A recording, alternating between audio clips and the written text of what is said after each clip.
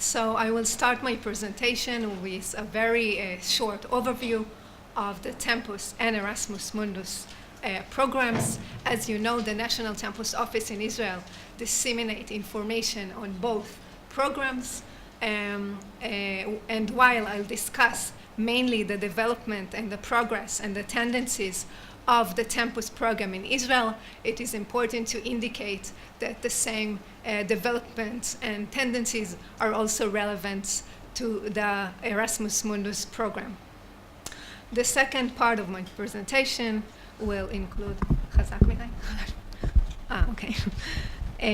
the second part of my presentation will deal with the participation of Israeli higher education institutions in the Tempus program. I will present main figures and tendencies. The third part will deal with the various roles of the National Tempus Office in Israel, with the focus on facilitating international academic cooperation. And the last part will deal with the future role of the National Tempus Office within the new program of the European Commission, Erasmus+. So we'll start with a very short overview on the Tempus program. The Tempus program is a European Union program which supports the modernization of higher education in the EU neighboring countries. It also aims to promote academic cooperation between the EU and the partner countries, and to promote voluntary convergence with the EU development in the field of higher education. For example, the Bologna process principles, such as diploma supplement and ECTS. Now, the Tempus program was established by the European Commission in 1990. Since then, we can see that the number of participating countries has been increased, and this is due to the fact that the program was very successful, and due to the fact that the program has generated a lot of interest in the academic communities in both EU and partner countries. Now, recently we received the excellent results of the sixth call for proposals. It was the last call of the program, and since 2014 we will have a new program that we will include several existing EU programs and will be called Erasmus+. The Tempus program includes the following themes and priorities. We have 3 blocks: curricular reform, governance reform, and higher education and society. Under curricular reform, there is the modernization of curricula in terms of content, structure, teaching methods, and teaching materials. Under governance reform, we have priorities such as accessibility to higher education, student support services, and so on. And under higher education and society, we have the priority of university business cooperation, lifelong learning, education, innovation, research, and so on. So as I mentioned in the beginning of my presentation, the Erasmus Mundus and the Tempus program work and implemented in close coordination. The Erasmus Mundus program include 3 actions. Action 1, joint master and doctoral degrees. Action 2, which Stavi mentioned before, partnership between European and third country higher education institutions, include scholarships for mobility at all academic levels. And Action 3, project that promote the European higher education worldwide. So going back to Tempus, now I will present the participation of Israel in the Tempus programs. I will not present each and every project with Israeli partners for many reasons. First of all, we have many projects, and I don't have time to present all of them. And the second reason is that at this point in time, I think that it will be more interesting to present and to examine main figures and tendencies. So Israel joined the Tempus program in 2008. the National Campus Office operates in the Council for Higher Education in Jerusalem. Since 2008, we had 18 projects with Israeli higher education institutions. 7 of them were national projects, which include cooperation and partnership between EU and Israeli institutions, and 11 projects were multinational with additional partner countries. And Moshe, you mentioned the fact that Israel is the only non-EU country in this program, which is in the OECD. So I think that one of the results is that we have a large number of national projects only with European and Israeli higher education institutions. Out of the 18 projects, 7 of the projects are coordinated by Israeli institutions, and we see that during the last few years, more and more institutions in Israel want to take the role of being the coordinators, of leading the project. So this is also a very good development. Now we have a very impressive involvement of higher education institutions from Israel in the project. About half of the institutions in Israel are involved in project today. In the beginning, it was mainly colleges who were interested in the program, and during the last 2 years, we see that also all the universities, all the research universities, and also the Open University are involved in projects. There's also a very good involvement of Israeli enterprises such as Elbit, NGOs, ministries, student union, and so on. Now in this slide, you can see the great increase in the number of both submissions and winning projects with Israeli higher education institutions. During the first year of the participation of Israel in the program, we had only 1 or maximum 2 winning projects with Israeli partners. And during the last call for proposal, we had a record number of 7 projects that include Israeli partners. 3 of them are coordinated by Israeli institutions, Ort Braude College, Hadassah College, and Ben-Gurion University. So this is a very positive tendency, of course, and we are looking forward to see this tendency continuing also in the new program, Erasmus+. The project, Tempus project, that have been selected for funding during the years and include Israeli partners, focus on diversity of fields and topics. As you can see, we have projects that deal with online courses in nanotechnology, a project on lifelong learning in applied sciences, student active learning in science, social engagement of academia, modernization of social work studies, of material engineering studies, and so on. So as you can see, there's a great diversity.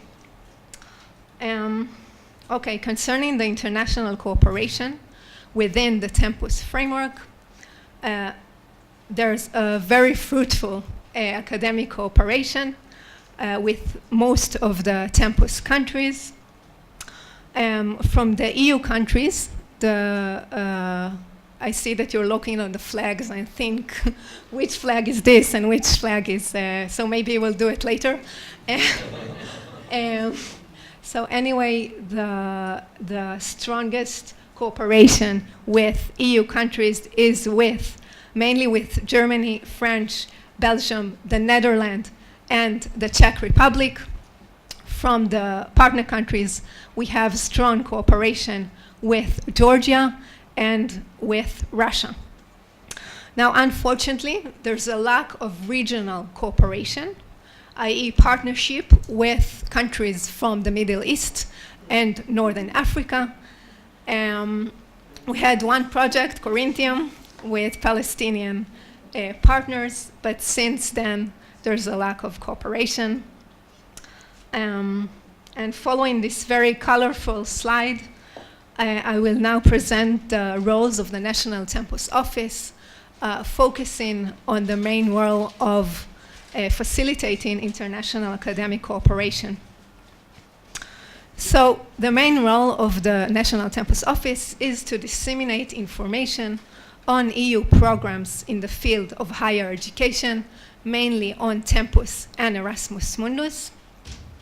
Each year we organized an information day in order to present the programs and to provide information on the current call for proposals. We also invite speakers from other Tempus countries in order to enhance academic cooperation with these countries. 2 years ago, we invited the Russian National Tempus Office Director, and a year ago, we invited a representative from Tempus Germany.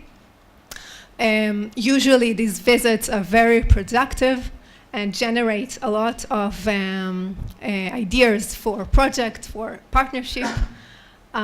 So this is a very good activity. And this leads me to the second role of the National Tempus Office, which is to assist in partner search.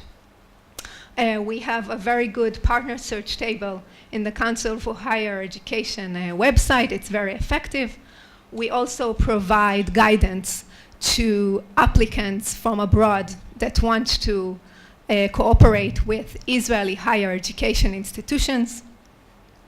Since we're working in the Council for Higher Education, we have the information concerning the higher education system in Israel, and we can help applicants from abroad to identify which partners are the most relevant for them according to the themes of the project. We can give them information according to the fact that we can tell them which institutions are located in the periphery, which institutions are located in the center, which institutions, let's say, serve also minorities, and so on.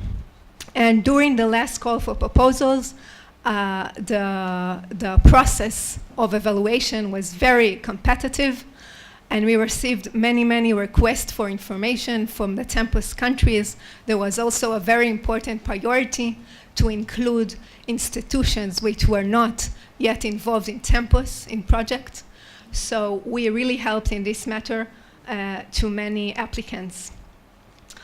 So in this term, you can say that we are using as an ambassador, as a contact point between higher education institutions from different countries. Of course, that we also participate in international and national conferences in order to present the Israeli higher education system, in order to present national needs and opportunities for cooperation. Last year, I was in Germany, in the Information Day in Germany, and it was also very successful, very productive. I went there with about 15 proposals for project and partnership between Israeli and German higher education institutions, and I came back with more than 40 proposals. So this is also a very good mechanism in order to facilitate international academic cooperation. The third role is to assist with project implementation. We provide guidance to beneficiaries concerning the guidelines for the use of the grant and project implementation. We also participate in project events and conduct field monitoring visits in order to evaluate the progress of the project and in order to assist in case they have problems, questions, or challenges. The fourth role is to advise and maintain regular contact with relevant stakeholders. We also participate in the evaluation.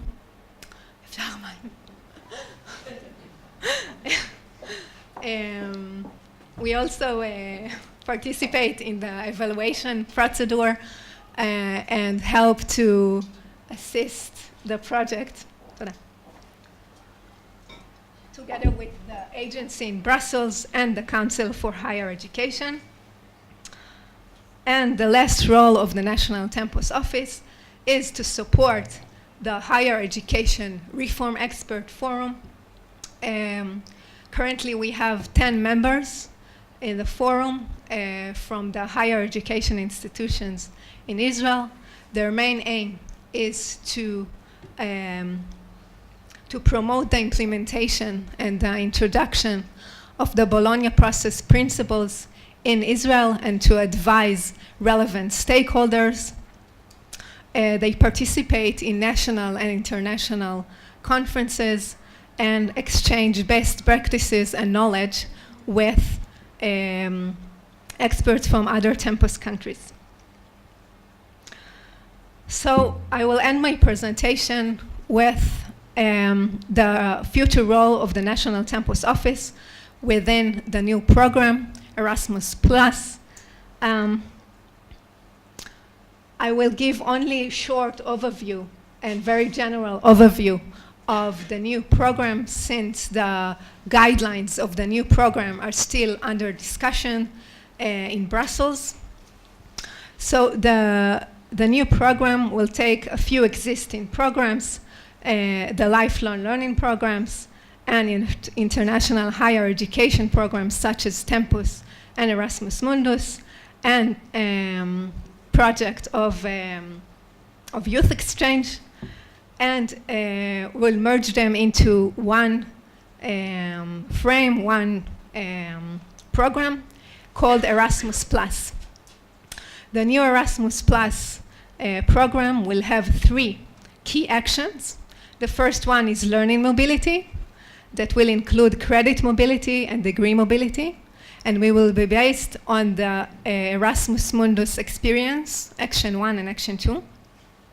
The second key action will be called Cooperation Project and will include a capacity building project, which will be a Tempus-like project.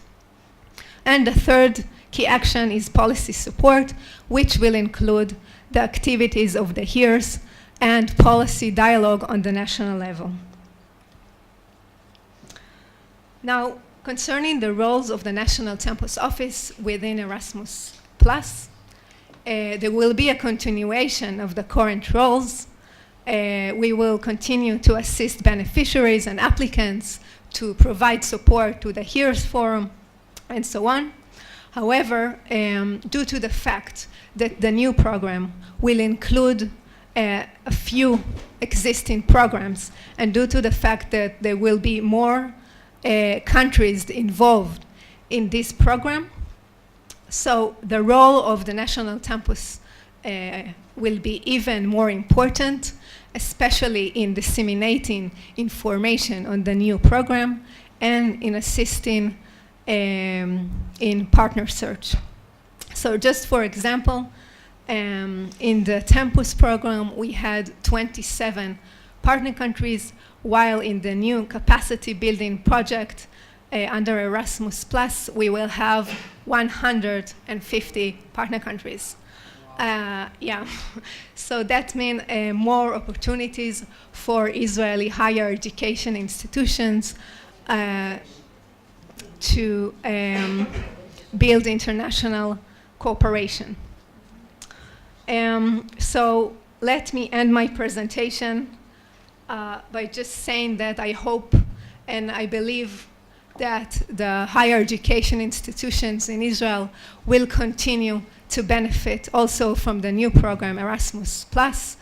During the last years, the universities and colleges in Israel gained very important knowledge about participating and managing international projects, and developed very strong academic cooperations.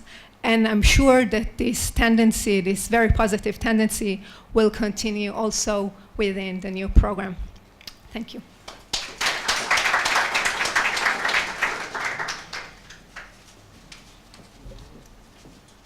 Shira. Thank you, Shira. Would anybody like to make any comments or questions at this point to Shira? Maybe we can join Stefika to the table. We will in a few moments. We'll have a panel. But before then, are there any direct questions to Joel? Did you want to? From earlier recollection, I was under the impression, I might be mistaken, that I don't know if the NTO, but at least Malag or Vatat will have a much more central position within the Erasmus Plus, namely, if I recall correctly, as if the allocation will be national, and the central body in each nation will allocate the funds based, among other things, based on the number of agreements, exchange agreements, or cooperation agreements that each university have. What I'm saying makes no sense. No, I think you're speaking about the credit mobility, and national agencies will be only in EU countries. I don't know if you're referring to this.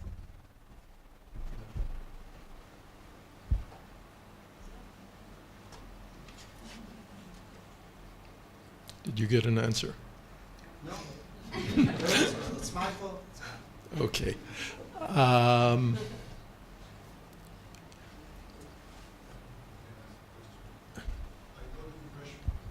Got the impression, I am not knowledgeable of all the components, but some of those older programs that will be included now in Erasmus Plus were not open actually to us in the past. So only this point, or especially this point, seems to be a very good point, say, an advantage of this move. Of the Maybe new you program? can confirm this. And the related point, if you can refer a bit about the status of Israel there, because for example, my own experience comes from the FP framework. And as you said, or some of the previous speakers said, the status of Israel as an associated country there was quite different from what happens in Tempus. So what happens now in Erasmus Plus, considering that there are so many different components that come from different modes of action, say? So first of all, there are many advantages in the new program. I think that the main advantage is a great increase in the budget, okay, which means more opportunities for cooperation, more opportunities to finance projects like Tempus and student exchange. So this is the main advantage. It's also an opening of the EU programs to the world, okay? So there are more opportunities for more international cooperation. So these are the main advantages. Now, concerning your second question, we will still be called partner countries. So there's no change in this respect. Okay, thank you. What I'd like to do now, Stefika, if you're prepared to join us at the table, I think we've lost Eric, but I would like to try to have some kind of panel here. And see where we can go with this.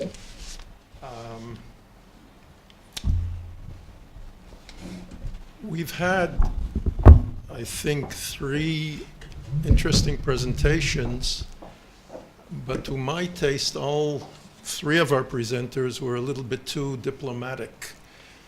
And I would like to, I think I will have to play the role that my friends think I do best, that of provocateur. And I would like to begin with something that I think we really need to discuss more and ask ourselves perhaps some difficult questions about. And that is this idea, which has been mentioned, of partnership. The partnerships that are formed in these non-research projects, which, as Eric and Stefika as well pointed out, are more complex than what we're familiar with in research projects. I've noted down a few questions that I'd like to throw out, and I also would like to make some comments and then have your response, as well as comments and response from the audience, of course. But we'll begin with this issue of partnership. The Commission, in its documentation, which, as we've heard, is so important, the written word, defines these projects as partnerships. What do they mean? What do they mean by partnerships? What do we mean by partnerships? Does this concept of partnership and this rule of partnership, it's a rule, it appears in the contract when they award grants. Does it mean the same thing to all the partners? Certainly does it mean the same thing to the coordinator who's managing and running the project and to the other partners.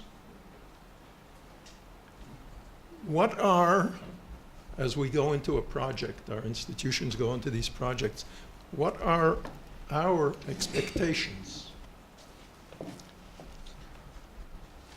And are these expectations shared by the other partners? We've already mentioned a number of times the tradition, certainly in our Israeli institutions, of the focus on research. Are the best research partners the best partners for non-research projects? I'm reminded of an experience we had at Ben-Gurion University in the early years of the international office. And this is an interesting example. It concerns Sweden, certainly an advanced country in research. And scientists at Ben-Gurion University have had ongoing and productive research relationships with a number of institutions in Sweden. In particular, I would mention the Karolinska Institute in Stockholm in medicine and biomedicine, the KTH, Sweden's Institute of Technology in Stockholm, the University of Gothenburg. It's all very well and good. And